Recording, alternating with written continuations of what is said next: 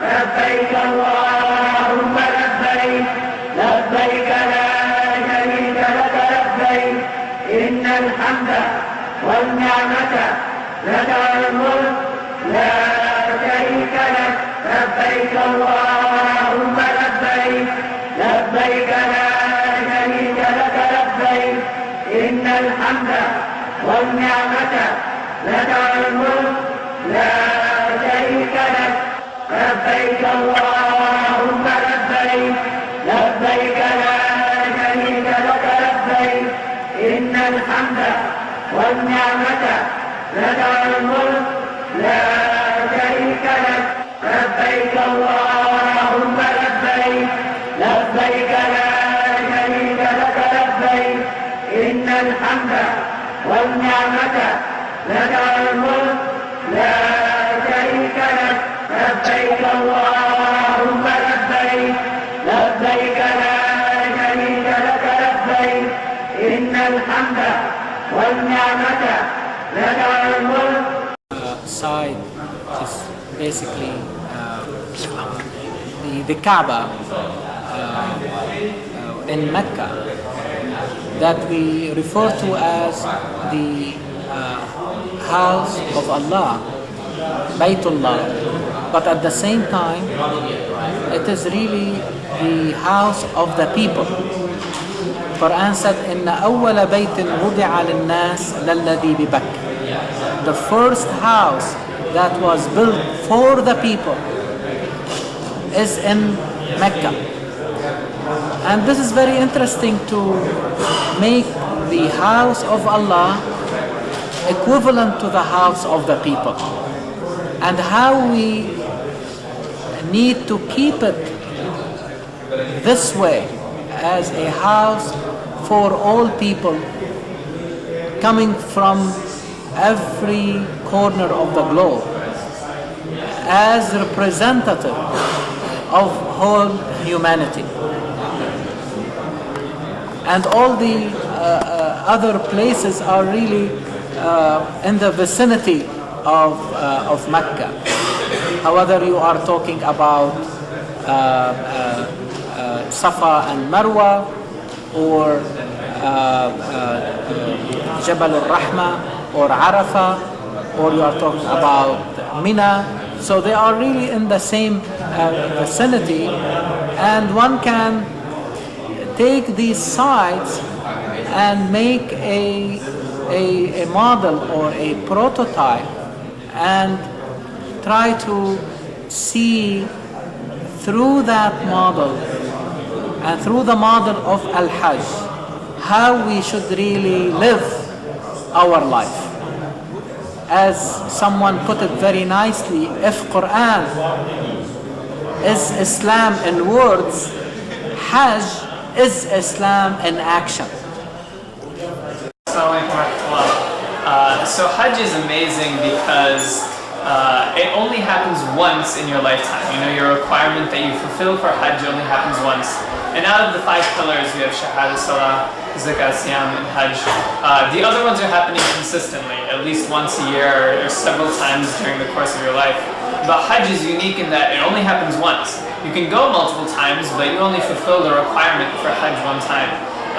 But what's amazing about it is it only happens one time, but you get the barakah of an entire lifetime of work. You know, inshallah, if your Hajj is accepted, it's as if you're born, you know, as a new child.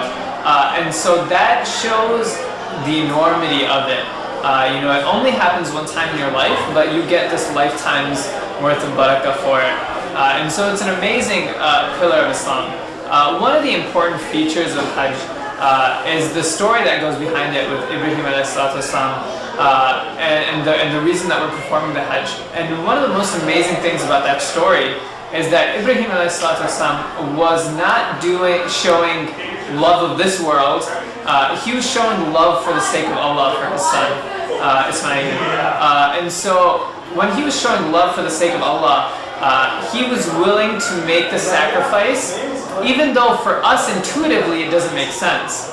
And so when we think about today, and we think about if a parent would not have been able to do something like that for their son or daughter today, it's not that they're lacking love in this world. You know, every parent loves their child for the sake of this world and for biological purposes. Obviously, you love your child. But to have that level of love for the sake of Allah, that's really unique. And when we talk about Hajj and when we talk about Eid, the second one, we should take the opportunity to think about this story and show how Ibrahim al-Islam showed us how the love for the sake of Allah is distinctly different than love for the sake of the world.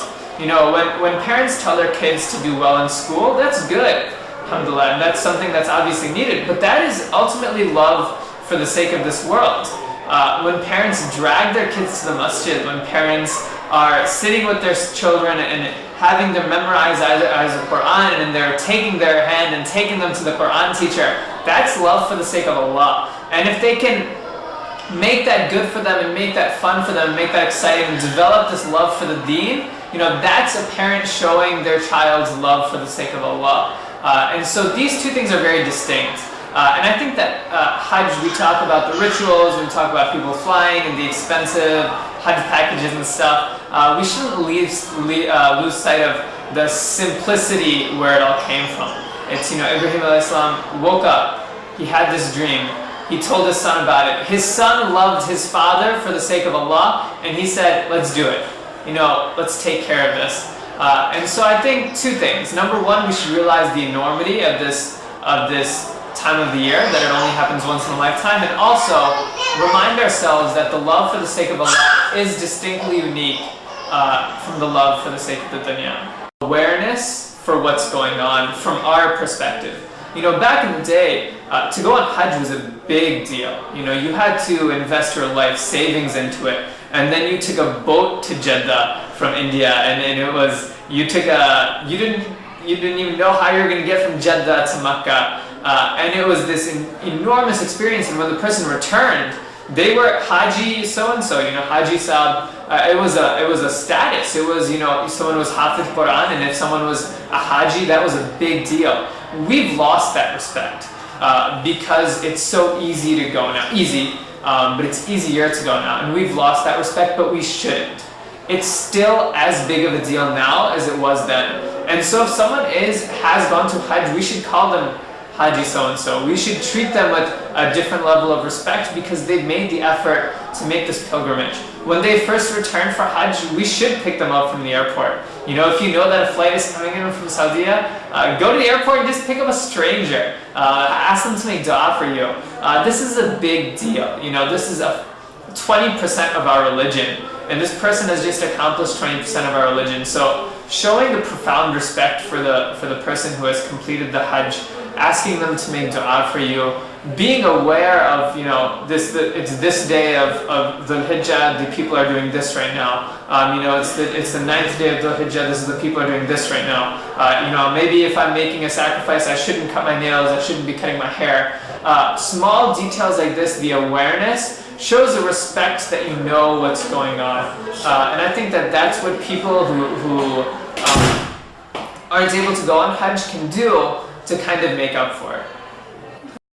اللهم لبيك لبيك لا شريك لك لبيك إن الحمد والنعمة لك والملك لا شريك لك لبيك اللهم لبيك لبيك لا شريك لك لبيك إن الحمد والنعمة لك والملك لا شريك لك لبيك اللهم لبيك لبيك لا شريك لك لبيك إن الحمد والنعمة لك والملك لا شريك لك لبيك اللهم لبيك لبيك لا شريك لك لبيك إن الحمد والنعمة لك والملك لا شريك لك لبيك اللهم لبيك لبيك لا شريك لك لبيك إن الحمد والنعمة لك والملك لا شريك لك لبيك اللهم لبيك لبيك لا شريك لك لبيك إن الحمد والنعمة لك الملك لا شريك لك لبيك اللهم لبيك لبيك لا شريك. Tawaaf is amazing because it's not something that was completely unique to us. This is from the religion of Ibrahim al-Islam, in that they came to the Kaaba and they did the Tawaaf around the house of Allah.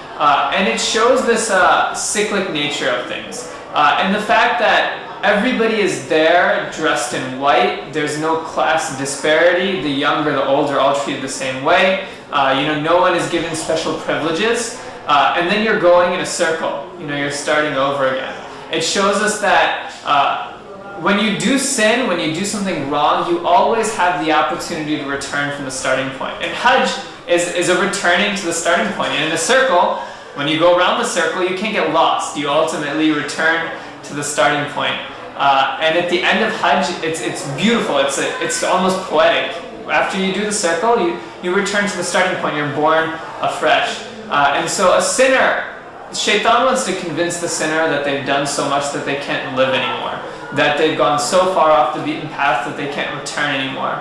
But the straight path, sometimes you forget, is kind of cyclic in nature. You can come back to it. You can circle back if you've lost your way. And Hajj, through this circular motion, and through the reward for it, the fact that you're returning to the place of where you were born, in the state that you were born, shows that we can come back, and shows us that, if there's always hope, regardless of, how deep you are. لبيك اللهم لبيك لبيك لا شريك لك لبيك إن الحمد والنعمة لك الملك لا شريك لك لبيك اللهم لبيك لبيك لا شريك لك لبيك إن الحمد والنعمة لك الملك لا شريك لك. This is interesting form of worship, because we are accustomed to prayer, where you basically stand in the same place and say your prayer with several movements from bowing and prostration and standing straight and sitting, while Tawaaf is moving around Kaaba, which represent the Qibla, the goal. And that should really give the people doing it the idea of, when you move from one place to another, that place was occupied by a brother or sister. And as you move and to take that new position, as if you are exchanging with the person who was before you their own experience, as if you are saying, I am now standing in your position, and then you move to another one but as you move from one location to another, you are still facing, you are not losing your goal. And this goal is the same for everybody, although they are looking and facing Kaaba from multitude of directions. So the directions became multitudes, while the goal is basically the same. So imagine people coming from all over the world, bringing their experiences, and in that movement they are exchanging their experiences. And historically, Hajj was an important season and opportunity for people to meet new people, to look for experts in certain fields. This is the one of the times where you can find them, instead of traveling like long distances. Everybody coming to that place and the Tawaaf should bring to our consciousness this idea of a melting pot, okay? And especially that all are really like wearing similar type of garment to ensure that we are all equal and all in need of each other. And that movement becomes very important. Again, the idea of 7, just to say that this has to be done over and over again. It doesn't happen from the first encounter. Okay, so 7 is really denotes the multitude that is of actions needed in order for this exchange to happen, and then it will help this huge group to go to the highest place, which is basically Arafat. لبيك اللهم لبيك لبيك لا شريك لك لبيك إن الحمد والنعمة لك الملك لا شريك لك لبيك اللهم لبيك لبيك لا شريك لك لبيك إن الحمد والنعمة لك الملك لا شريك لك لبيك اللهم لبيك لبيك لا شريك لك لبيك إن الحمد والنعمة لك الملك لا شريك لك لبيك اللهم لبيك لبيك لا شريك لك لبيك إن الحمد والنعمة لك الملك لا شريك لك لبيك اللهم لبيك لبيك لا شريك لك لبيك إن الحمد والنعمة لك الملك لا شريك لك لبيك اللهم لبيك لبيك لا شريك لك لبيك إن الحمد والنعمة لك الملك لا شريك لك لبيك اللهم لبيك لبيك لا شريك لك لبيك إن الحمد والنعمة لك الملك لا شريك لك لبيك اللهم لبيك لبيك لا شريك لك لبيك إن الحمد والنعمة لك. This component of Al-Hajj is a reminder in the first place of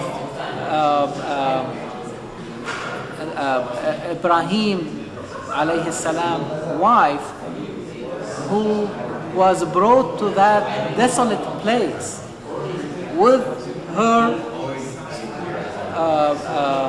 baby, basically an infant. That is breast fat. So you are talking about a lady who has recently delivered a baby of probably of a few days or weeks. So this represents the human being in the weakest state. There's no more weaker state than that. Despite this situation, they are giving us an example that we should not give up.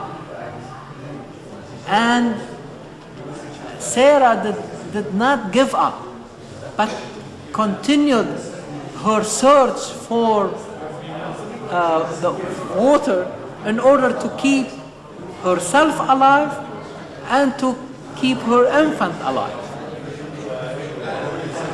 With little help. But eventually that sa'i, this movement, active movement, paid off, and we saw water springing from between the feet of Ismail alayhi salam. So the lesson that we learn from this action is not to give up, but sa'i and active movement should continue. The moment we stop and stagnate, we die. And in fact, you can look at it, this is the beginning of the emergence of Mecca on the face of the map. Because today, if you take a satellite view of Mecca, you find it in a valley surrounded by arid land, in turn surrounded by desert. Who would think that water will come out, and water is the sign of life? And in fact, water came out.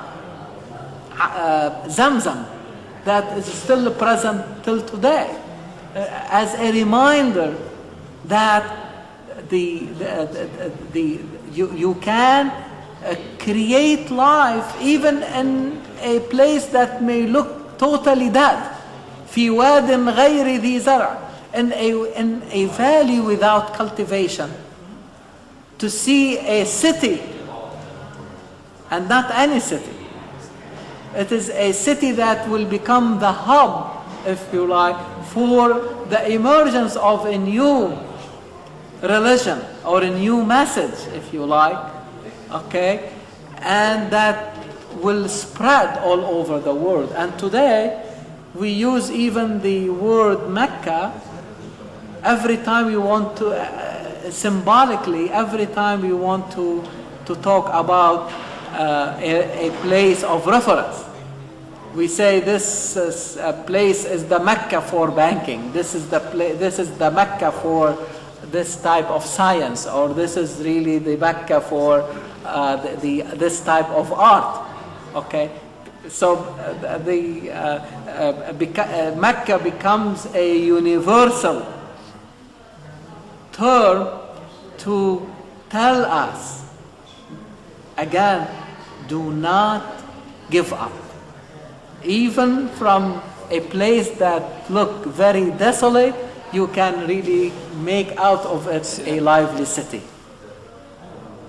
لبيك اللهم لبيك لبيك لا شريك لك لبيك إن الحمد والنعمة لك الملك لا شريك لك لبيك اللهم لبيك لبيك لا شريك لك لبيك إن الحمد والنعمة لك الملك لا شريك لك لبيك اللهم لبيك لبيك لا شريك لك لبيك إن الحمد والنعمة لك الملك لا شريك لك لبيك اللهم لبيك لبيك لا شريك لك لبيك إن الحمد والنعمة لك الملك لا شريك لك لبيك اللهم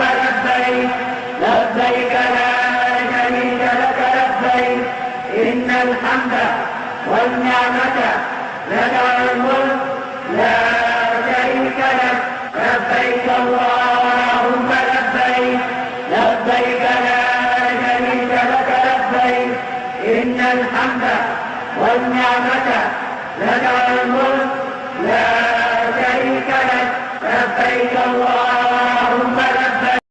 Following Tawaaf, encompassing Kaaba, and we said the exchange of experiences, and then doing sa'i between Safa and Marwa, reminding us of the importance of movement. In fact, you can look at it as this movement at the horizontal level, if you like. And then there will be another movement at the vertical dimension towards the highest place in that region, which is the Mount of Arafat. And Arafat is also very symbolic because this is the place where it really reminds us of knowledge. From Arafat to know, لنتعارف, to know each other, and also to prepare ourselves how to exchange experiences with other groups of people when we come back from this trip or that training or that simulation, if you like. And so it's interesting to know that Hajj became a pillar, if you like, of Islam towards the end of the message. It was not like something that occurred early.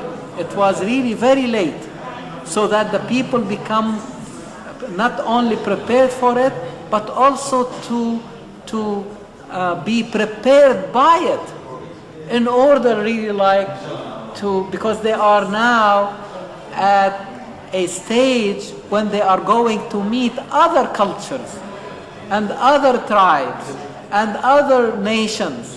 So are you ready to exchange, to get to know others and to get known by them? And in fact, if you look at the revelation of Quran, you see the revelation of this verse came very late also during the Medina period.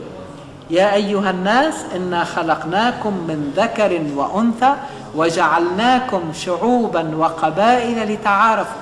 O mankind, we have created you as males and females and made out of you tribes and nations so that you get to know each other.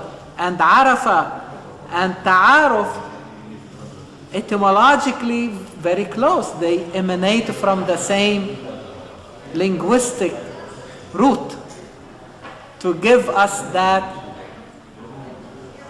impression and that type of understanding. And from that place, as we descend, yes, we are physically descending, but we are bringing the values of that high place along with us. And since we mentioned earlier that this is really the house of the people, the idea of the people is highly emphasized in the ritual of Al-Hajj. This is the only ritual mentioned in Quran, directly or indirectly. Quran will not use Muslimun or Mu'minun. Quran will use An-Nas, the people. And even there was, before Islam, before the message of Islam, the people used to come down from Arafah through two different pathways. One is made for the elite and one is made for the common people. Quran came to say, no, everybody has to come down through the same pathway because you are all people alike. ثُمَّ أَفِيضُوا مِنْ حَيْثُ أَفَاضَ النَّاسِ. You follow the people, the masses. You are not better than them. You should not differentiate yourself from them. And so the idea of the people and the masses, you find it all over Quran when it talks about Al-Hajj or any of its rituals. And just to give an example, وَأَذِّنْ فِي النَّاسِ بِالْحَجِّ يَأْتُوكَ رِجَالًا وَعَلَى كُلِّ ضَامِرٍ. And proclaim Al-Hajj among the people, and they will come to you either walking on their legs or riding these camels that you can see they are becoming weak and thin because they are coming from distant places. من كل فج عميق, from every distant pathway. لبيك اللهم لبيك لبيك لا شريك لك لبيك إن الحمد والنعمة لك والملك لا شريك لك لبيك اللهم لبيك لبيك لا شريك لك لبيك إن الحمد والنعمة لك والملك لا شريك لك لبيك اللهم لبيك لبيك لا شريك لك لبيك إن الحمد والنعمة لك والملك لا شريك لك لبيك اللهم لبيك لبيك لا شريك لك. This is very interesting because we know shaitan as a creation of Allah subhanahu wa ta'ala belongs to the world of jinn that Quran tells us is a different type of creation created from fire in comparison to the human being who is basically created from clay. Now you are using not only clay, but we call it Jamarat, which means that it is really like heated type of clay or pebbles, and you are really throwing it symbolically against shaitan, who is made of fire. So fire by fire, like so you are using symbolically something in the same nature to fight that who is basically inside every one of us. It's a reminder that this conflict, this war with shaitan is a continuous war. It's a continuous struggle. And this is why even when we are reading Quran, when we reach the last chapter, we are really asking Allah subhanahu wa ta'ala to give us shelter against shaitan. And it's interesting to see it towards the end, that even as you struggle to go through Quran, even to the last minute, you need to keep recognizant of the shaitan who is trying all the time to lure you, to tempt you. And you have to keep very vigilant, okay?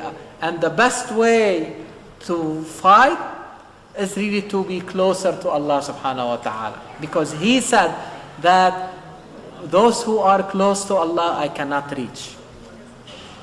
And Allah subhanahu wa ta'ala said it clearly, that those who are close to me, shaitan will not get closer to them. Inna ibadi laysa laka alayhim sultan. You will not have any control on those who worship me and they are close to me. The stoning is something that's really interesting as well, because it's the worlds that we can see. All of a sudden, it's part of the world that we can see, and I think it's important for. I'm not too sure about what the intention there was, but in my humble opinion, if I had to guess, I think it gives people the opportunity to put a physical presence to this force of shaitan that we're constantly competing against, and so it gives us the opportunity to visualize that, to actually see it, and in the same way that kids can easily understand the purpose behind it. They're like, okay, shaitan, once a year we have the opportunity to see him and do this symbolic gesture of throwing things at him. I don't think that the meaning is too far off from that. And I think that Islam at a certain level is basic, and sometimes we delve into it very deeply, but at the surface level, it's a symbolic gesture. We are visualizing what's usually al-ghaib, the jinn world and the world of shaitan and the world of the angels and these forces that are competing for our attention. There's a lot going on that is outside of what we can see and hear. And the opportunity to have a visual for that, the Prophet ﷺ was the best teacher. And teachers today use PowerPoints, teachers today use visual aids. The Prophet ﷺ, the greatest teacher of all time, was not below that. Of course, he would be above that. And so I think that's a very cool aspect of this entire process. لبيك اللهم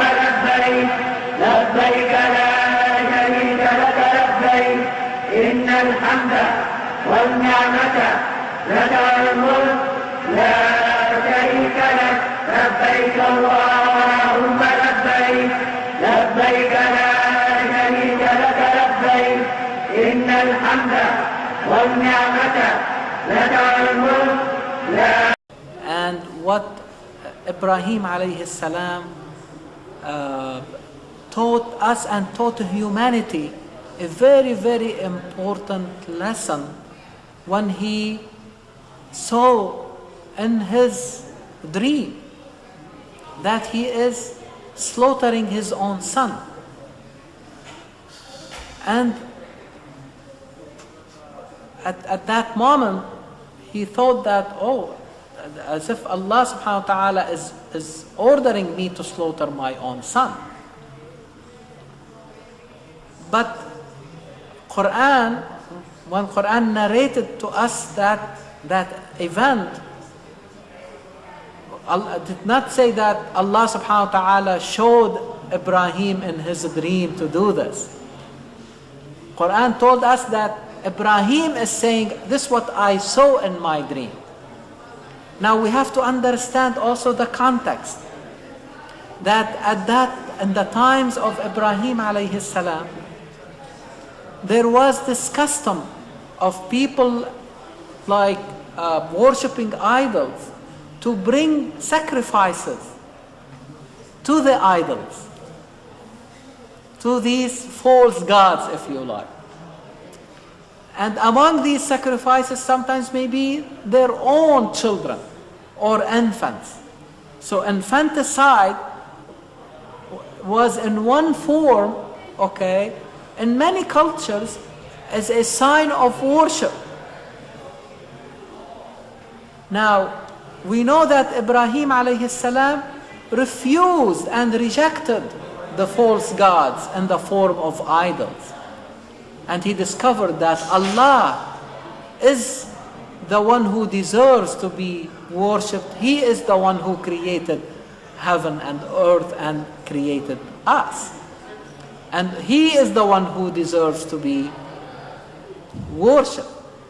But still, the question, does that God also need my son to be sacrificed to him? So according to the narrative in Quran is saying, have you believed? Ibrahim, have you believed the vision? Or you need to interpret it? You see what I mean? So through that event, Ibrahim learned that Allah subhanahu wa ta'ala does not need our infants or any type of sacrifice. He is the one, He is the most, Allah is the most merciful. He will ransom us. And in fact, He ransomed Ismail with a momentous sacrifice. So the idea of sacrificing the animals during Al-Hajj, these are not done to Allah because Allah doesn't need the flesh of a human or the flesh of an animal. And Quran said it very clearly, لَنْ يَنَالَ اللَّهَ لُحُومُهَا وَلَا دِمَاؤُهَا. The flesh and the blood of these animals that you have sacrificed will not reach Allah. You have to do them for the people. What Allah will see, the intention, the driving force, what is inside you, this what reflects what you are. I don't care about these animals I mean, like what you have sacrificed. I want to know who you are.